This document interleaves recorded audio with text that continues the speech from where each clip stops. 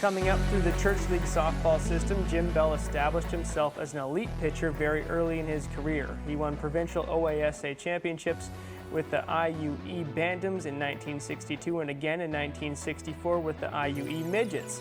In the 1964 championships, he threw 2 no-hitters and 1 no-hitter in OASA midget play. At the age of 17, he made a spectacular debut in the City Men's Softball League.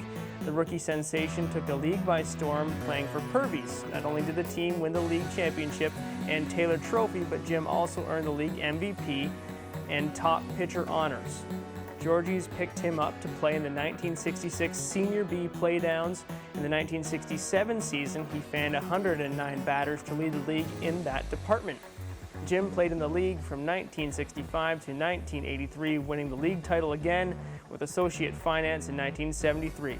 The city entered a team in the Eastern Ontario Fastball League from 1976 to 78 with Jim, Joe Flagger, and Claire Leahy pitching the team to the EOFL Championship in 1977, where Jim was both player and coach. He played in the PMHA All-Star system and was on the 1961 OMHA Bantam All-Ontario Championship team. He participated in the first Quebec Winter Carnival Pee Wee tournament and was a member of the Don By Junior B Pete's 1963 to 1966. Jim was a good all-around gold letter athlete in high school. He quarterbacked the Kenner Collegiate Junior and Senior football teams and also played hockey and lacrosse. By all accounts, Jim Bell was considered one of the best pitching talents to play in the Peterborough Men's City Softball League. He was noted as a hard-throwing pitcher who possessed a variety of pitches, including a very good knuckleball. In 2018, Jim's jersey was added to the fence of honor at the George Red Sullivan East City Bowl. Jim continues his love of ball, playing in the Senior Men's Slow Pitch League since 2006. Jim Bell, thank you for joining me. Thank you very much. Now, you mentioned in your bio that you fill out beforehand that you're from the deep south of Peterborough. That's the far south end of Peterborough. Okay, so and you honed your craft there, playing baseball or fastball and hockey. Just at the start of it all, what clicked for you to bring you to a love of sports? Well, as I said in the bio also, we had a lot of kids down there. Mm-hmm. We had the park, we had the street, and we were in it all the time playing ball or hockey. So how did you work your way up to East City all the time to get your name and your jersey hanging on the wall? Well, we started out playing in the park league. There used to be parks. Every park in Peterborough had ball teams, volleyball teams, and they went around and played each other. Moved from there into the church league, and then we moved right through the rank, right to Bantam and midget, and then in my juvenile year, I played in the city league. Now, is there one sport? It's quarterbacked in football. You played wing in hockey. You played pitcher in baseball or fast pitch. For you, is there one sport or one position that you enjoyed playing the most? I enjoyed playing football the most, other than I couldn't run or couldn't throw, and you practice 4 times a week for one game, but I enjoyed football. So you're the quarterback of the football team, but you couldn't throw? Not very far. Okay. Oh, and another thing, a knuckleball windmill. Mm-hmm. Explain to me the process in throwing that pitch, because I think everybody understands, every kid's tried to throw it overhand, but what's different going underhand? You throw it, first of all, you throw it with 4 fingers, not 2, so you can, all you're doing really is trying to take the spin off the ball. Mm-hmm. And it'll move 4 feet. Unfortunately, you don't know where it's moving. We talked to Claire Leahy as well, mm-hmm. and his time pitching in the exact same league, and the role models that he had and who he watched and who amazed him as a kid to lead him to becoming such a strong pitcher. And you came in and won Rookie of the Year. Who taught you on the way? Well, it was mostly self-taught. We had the odd guy. Ken Guilfoyle's an old name that showed me a few things, but I didn't really get exposed too much to the Judds and that. The mm-hmm. south end, you don't get too far out of there until you end up playing there. Mm-hmm. But yeah, there wasn't a real one person. What was your transport around town to get to games? A bike.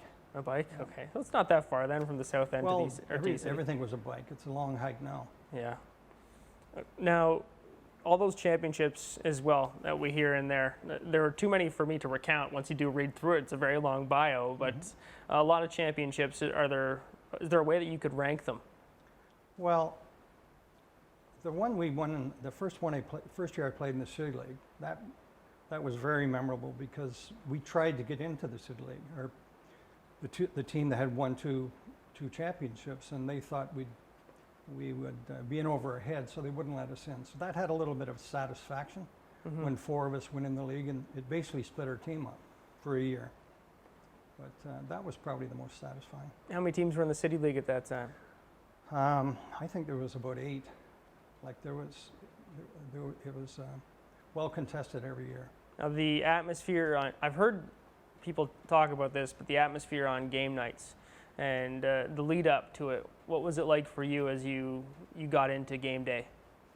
Well, first of all, there was good crowds over there, and the competition was really good. Out of the 8 teams there before that were outstanding, and the park was beautiful. It wasn't hard to play over there. If you played out of town teams, they were really jealous of that park. It had gardens, a little shorter fence back then. The fence was in 10 feet in right field, so that made it difficult too. But it was easy to play there. For you, your pitching style, they're different. There are tacticians, there are guys who are aggressive. What was your style? How would you describe it? Well, I had 2 styles. The first, till I was about 22, could throw the ball fast and it'd rise. Then I broke my shoulder. Took a couple of years at my right shoulder, and I'm right-handed. I took a couple of years off, and I come back throwing a knuckleball and a curveball and stuff a little slower. So I became smarter then, instead of just trying to blow it by people. So if there's 2 outs, you need the final out to end the game, how are you attacking a batter? It's probably with something as hard as I could throw it. Yeah. Low. Now the splitters and inside outside, so the difference between a slider and a splitter and a 2-seam fastball, if you break them down from baseball, how similar are those movements when it is in fast pitch? A lot different. In fastball, you basically have a drop. You have a rise, you have a curve, and you have a knuckleball or a changeup, whatever you want to call it. That's about it. Yeah, and in baseball, people talk about the rising fastball, but it's a myth. It doesn't actually happen. How hard is it for hitters to actually swing on a ball that is coming from low and up? It's pretty hard, and you're closer too. You're half the distance. I think you're 43 feet as opposed to the 90. It's hard to hit. They've proven that with hardball players trying to hit it. It's because even a pro is not used to the ball going up. It's where down and around, but not up. And that year that you guys did win the championship, the one that you just mentioned, you said it was the most satisfying championship for you. Were there things that you guys had to do as a team that other teams weren't doing that led you to win? I think we had a lot of experience on that team. We had basically the core team that played with Judd and won all the championships over there. The previous year they'd ended up in last place, and they were getting a little long in the tooth, and brought 4 of us in, and it probably helped a little bit. So, something else that's always fascinating to me about this league is the coverage that was around it. So what types of, I know Peterborough has a lot of media now, but what type of coverage was around that league? There was, we had a reporter at the game all the time. Teddy Galambas, that's a long name. We had Johnny Danko would take a few of us on his sports show every once in a while, and we had a lot of coverage. So Johnny Danko had his own was it a weekly sports show, a daily? No, I think he was a sports director. I think he had it on every night. Okay, awesome. But he'd have a couple of hockey players one night, usually kids, not necessarily. And the rivalries, did they translate through where you were all working at those given times? Not so much. Yeah. There was another industrial league that shops played in. Then I used to go in OSA playdowns with them. I worked at Outboard Marine. So that's a whole separate thing. Now, when you do reflect on it all, do you have anything that you wished you could have accomplished? We did read that off the top, and it doesn't seem like it. Was there anything you wished you could have done? Well, I'd have liked to. We lost a tight game to Oshawa one year in junior. I'd have liked to have won that. They had one of the better pitchers in Canada, Pete Landers, and we won the first game 1-0 down here and lost the next 2 in Oshawa. But that would have been one I'd like to have won. What was it about that game? Well, just because he was almost a legend. Like he's one of the better pitchers, and we beat them. Mm-hmm. But there's lots of games I'd probably like to have won, but Well, yeah, that's how it goes for everybody. that's right. Were they usually low-scoring games? Yeah, if you had two good pitchers playing, it was usually a low-scoring game. So how much coordination did you have with your infield, with the managers of the team, deciding what pitches you were going to throw? None. None? Okay. I had a good catcher for most of that time. So it was exclusively you and the catcher who were communicating? Yep. How long was he your catcher for? Probably 6 years. Mickey Redmond was the Oh, catcher. okay. Mickey Redmond, so everybody knows his name. Yeah. Yeah. And that first game we're talking about with, we played with Purvis. Mm-hmm. He hit 3 home runs that game. So we sort of made the stamp that maybe we could have played in the league. But anyway. Right field or left field? Jeez. Well, I know that was he left-handed or He right-handed was batter? right-handed batter. Okay, so I'm assuming left field. Probably went center field. Yeah, and the parking lot wasn't always right there. Yeah. The parking lot in right field was in, well, the fence was in probably 10 feet, but Yeah. it was higher. Okay. It was, The right field monster then. yes, it was. A little bit of a bloop would go out there. So playing with, I guess, top-end athletes, a guy like Mickey Redmond, just talk about what it was like being on the team with a guy who went on to work, like to be in the rafters or was in the rafters here at the PMC. Yeah, it was a lot better playing with him in ball than I played against him in hockey. Mm-hmm. So he was a character guy. What type of hockey player were you? I was average. I Yeah. was average. The same, well, so better than you say you were in football then? Well, I had a little more talent, yeah. I played junior B for Don Bias for 3 or 4 years, Mm-hmm. and played with. We had two. The toughest hockey in Peterborough back then is we didn't have an all-star system. We had the City League hockey, PMHA, and the Church League. And I don't know if anybody's mentioned it. That was the hardest thing to do, is getting out of Peterborough to go in the OMHA playoffs. We'd fill the old Civic Arena there. It was quite a rivalry. Just the Peterborough League, just to get to the OMHAs. We had to get out of Peterborough by beating Yeah. them, and we only beat them once. Wow. But that was tough hockey. So once you got out of Peterborough, what was the difference in? Was there a specific style that you were facing here in town? No, we just probably didn't like each other much back then. Then you end up on the same teams in fast pitch. Yeah, but at that time you always picked up from the other team. You could pick 4 players or something like that up. When you went to the OMHAs? Yeah, so if you Okay. lost, you were going anyway. But Okay. Well, let's hit the rewind button once again. We'll go back to high school and Kenner Collegiate and when you started playing football. So you started there at Kenner. What was the reason for joining the football team? just it was another sport to play. School wasn't my main object to go to high school. It was the sports. Yeah. Played Okay. a little basketball, Mm-hmm. but yeah. Now, the reason I want to go back to it is you mentioned it was your favorite sport to play, despite the practices and not being overly good at it. But I guess you're in the Peterborough District Sports Hall of Fame. It's noted in there, so Yeah. you're pretty good. And you're the quarterback of the team. That's obviously a prominent position. But what was it about football that you loved more than 2 other sports that I guess you could say you had more success in? Well, it's just a pure team sport. Like especially if you're quarterback, you're depending on a lot of people to make sure you don't get hit. Mm-hmm. But that's the main thing. It's a real grind. It's the ultimate team sport, I think. Are there memories that stick out to you from your time in football? Just big games I lost against people I was playing, friends I was playing against from St. Peter's or PCI or that. Like everybody had a football team then. Mm-hmm. I don't think there's too many of them now. Yeah, well, yeah, the game's definitely changed, I guess, over time. And what kind of equipment were you guys wearing back then? Talking about the game changing. Yeah, it was all right.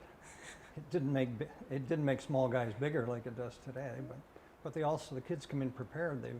They're playing for the minor football. They're all ready to go. Mm-hmm. But we had to learn on the job almost because there was no football played out of high school. Who was the toughest football player you encountered in town? Oh, we had a toughness, just Carm Collins and a guy named Dan Connolly were the toughest I ever played with. We had great running backs. We had Mike and Steve Rex. They're Steve's probably in the Hall of Fame, I'm not sure. We had some good athletes. Is there somebody who you had a rivalry on defense? Like a rivalry with as the quarterback? I know that there's going to be a linebacker or a defensive lineman who's coming after you almost every play. Yeah, I didn't know who they were. I was trying to look the other way most times. Get out of the way. No, I can't name anybody. Yeah. Okay, so football in town. You got to play some basketball in high school as well. And again, you just mentioned it was just another chance to play a sport. Yep. So your love of sport, does it come from the ability to be around others? Yeah, I think so. Like I don't golf and I don't ski. You can do them by yourself, but you can't get 24 guys to play a football game or even 10 guys to play a ball game. And I recommend that people should take up single sports so you have something when you retire that you've got a background in. You know, what is it about the team sport atmosphere that you love so much?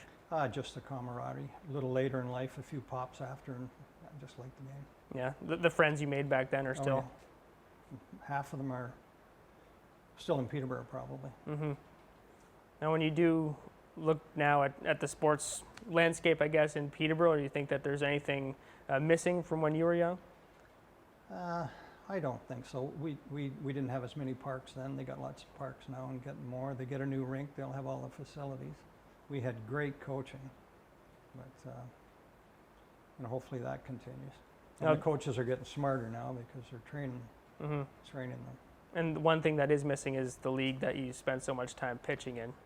Yeah, and clearly he kept it going probably 10 years after it should have been gone, and he scraped and he got enough, a few games in. I think he ended up a few years short. But I talked to him about that as well, but do you think that there's any hope for the sport to be revitalized?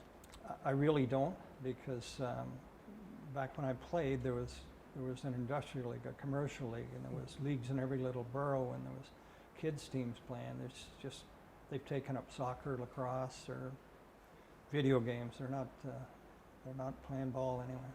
So when you do see it, or do you ever go down to East City and watch just kids play and reminisce? Yeah, but I go over there the odd time. Yeah. I watched the last couple of years they were over there, and I have a friend's grandkids play hardball over there. I'm over there once in a while. You think that hardball is just taken over for it? Yeah, it has, and the Blue Jays are a lot to do with that.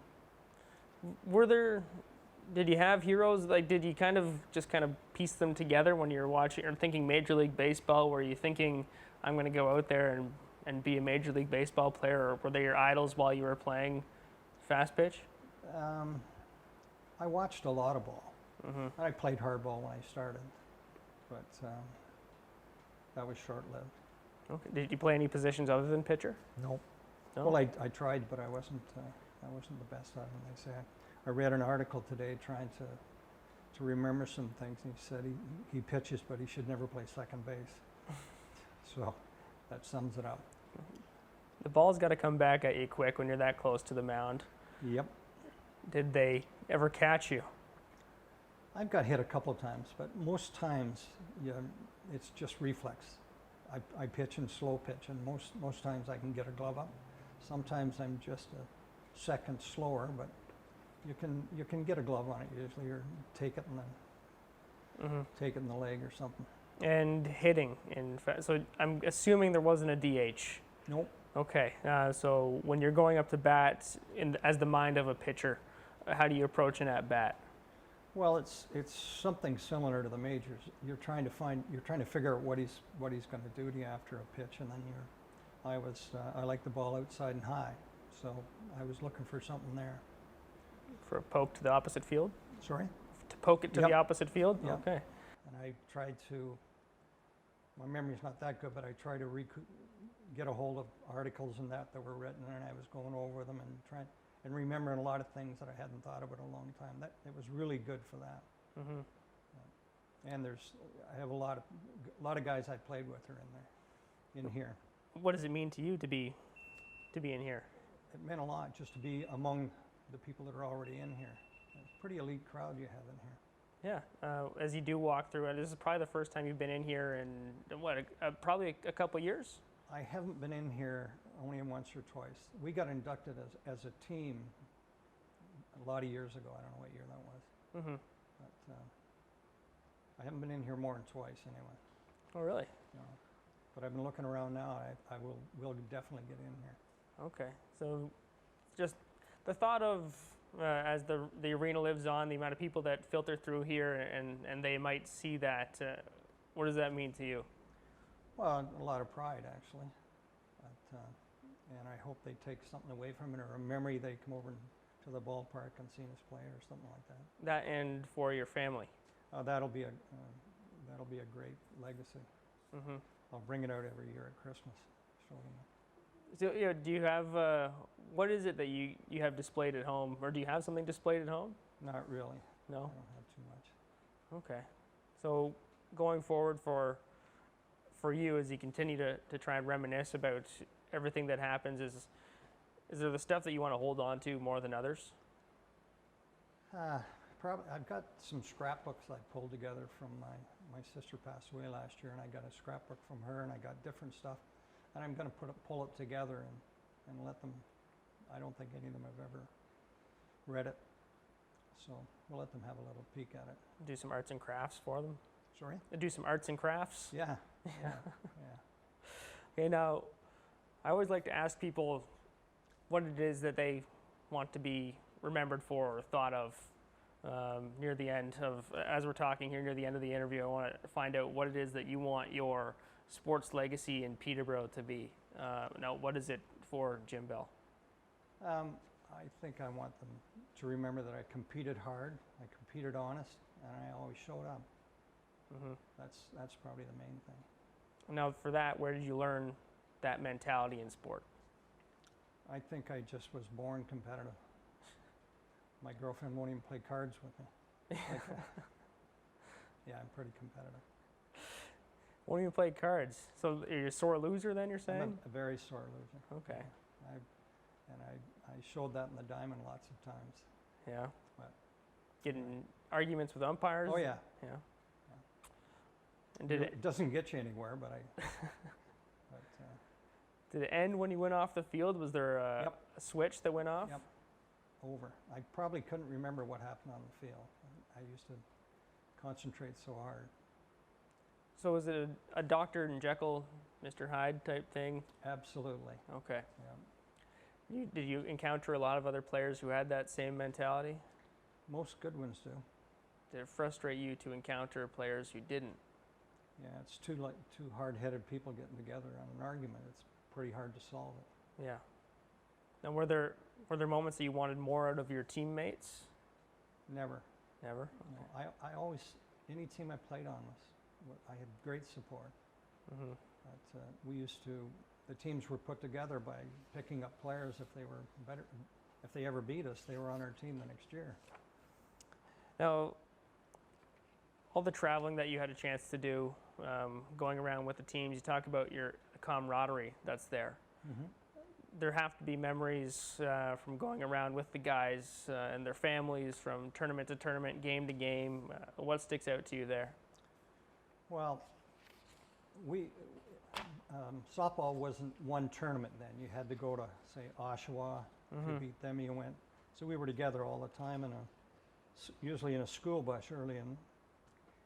And there was a lot of memories from the first year we played. Our parents bought us black pants, put stripes on them. We didn't have. We were a church team playing in the OASA, so our parents got in their pockets to supply everything. But that was just, and our core guys, like say 6 guys, were from the South End.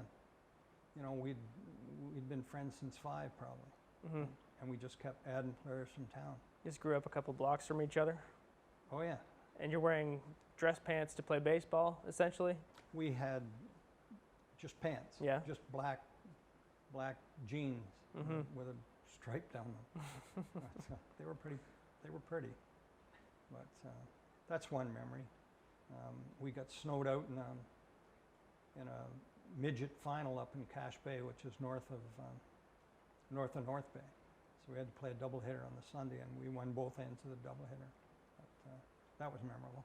What were the flies like? Where you got no snowed out? flies Oh, sorry, you got snowed out. I think it was October. Oh, the end of September, October. Yeah. There was none. Snowed out in September. See, now that was, I guess, a contrast for me there. It took a second to realize snow and baseball did not really mix together, but you're north of North Bay. Not a lot. Yeah. They did it, the Jays game, when it was the first year they played, they had snow. Mm-hmm. Anyway. So getting stuck north of North Bay, I guess you're not, kids these days would play mini sticks in the hall. What did you guys do? I don't know. Don't Probably know. split a beer amongst 16 guys. I don't exactly know what we did back then.